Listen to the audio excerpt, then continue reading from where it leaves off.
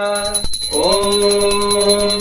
नमस्ते अस्तु भगवन् विश्वेश्वराय महादेवाय त्र्यम्बकाय त्रिपुरान्तकाय त्रिकालाग्निकालाय कालाग्निरुद्राय नीलकण्ठाय मृत्युञ्जयाय सर्वेश्वराय सदाशिवाय श्रीमन्महादेवाय नमः।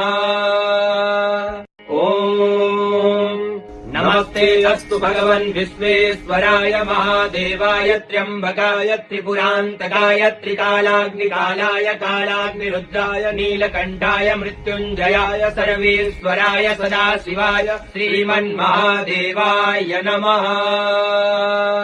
ॐ नमस्ते अस्तु भगवन् विश्वेश्वराय महादेवाय त्र्यम्बकाय त्रिपुरान्तकाय त्रिकालाग्निकालाय कालाग्निरुद्राय नीलकण्ठाय मृत्युञ्जयाय सर्वेश्वराय सदाशिवाय श्रीमन्महादेवाय